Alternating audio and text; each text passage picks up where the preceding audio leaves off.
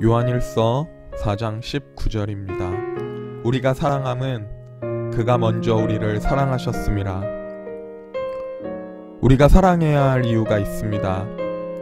그 이유는 우리가 먼저 헤아릴 수 없는 큰 사랑을 이미 받았기 때문입니다. 우리가 참아야 하는 이유는 하나님이 우리를 참아주셨기 때문입니다. 우리가 용서해야 하는 이유는 우리는 이미 큰 용서를 받았기 때문입니다. 내가 먼저 사랑한 것 아닙니다. 우리가 먼저 받은 것입니다. 하나님이 우리에게 먼저 그렇게 행하셨습니다. 우리에게 먼저 행하신 하나님의 사랑을 기억하며 서로 사랑하는 우리 되기를 원합니다. 오늘은 열정이라는 제목으로 하나님의 사랑을 묵상하겠습니다.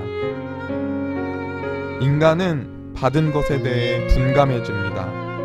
아무리 좋은 것을 받아도 항상 받기만 하다 보면 당연한 것으로 여깁니다. 은혜를 잊습니다. 인간은 그렇게 하나님께 받은 은혜를 잊어버리고 권리를 주장합니다. 요구합니다. 불평하고 원망합니다. 하나님을 떠납니다. 배반합니다.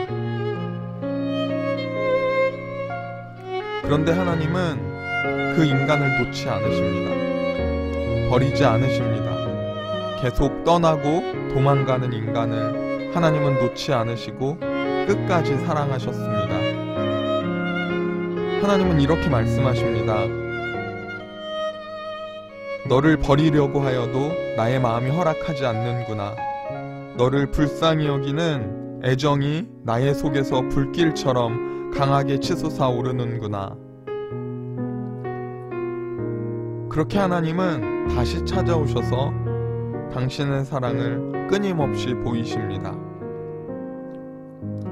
인간이 사랑받을 만해서 사랑하는 것이 아닙니다.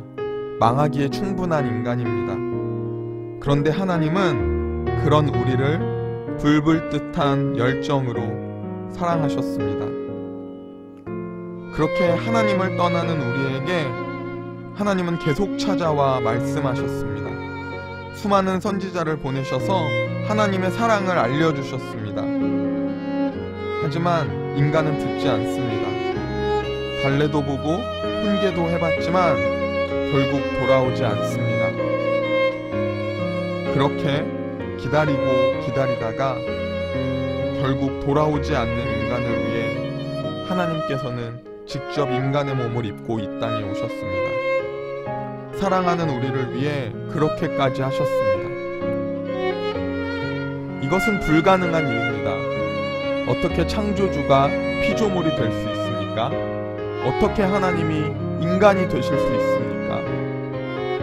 그런데 하나님은 그렇게까지 하셨습니다. 하나님의 불불듯한 열정은 예수 그리스도가 이 땅에 오시기까지 우리를 사랑하셨습니다. 그렇게 하나님은 우리를 먼저 사랑하시고 끝까지 사랑하셨습니다. 우리를 사랑하시기에 하나님은 그 열정을 우리에게 다 쏟아 부으셨습니다. 하나님은 우리를 위해 쉬지 않으시며 끊임없이 일하십니다. 멈추지 않는 열정으로 지금도 우리를 사랑하십니다. 하나님의 마음은 우리를 향해 있습니다.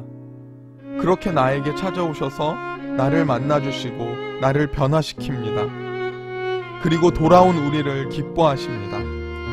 그가 너로 말미암아 기쁨을 이기지 못하시며 너를 잠잠히 사랑하시며 너로 말미암아 즐거이 부르며 기뻐하시리라. 아멘. 말이 사랑이 아닙니다. 사랑은 찾아갑니다. 사랑은 행동합니다. 전능하신 하나님이 인간의 몸을 직접 입고 우리에게 찾아오셨습니다.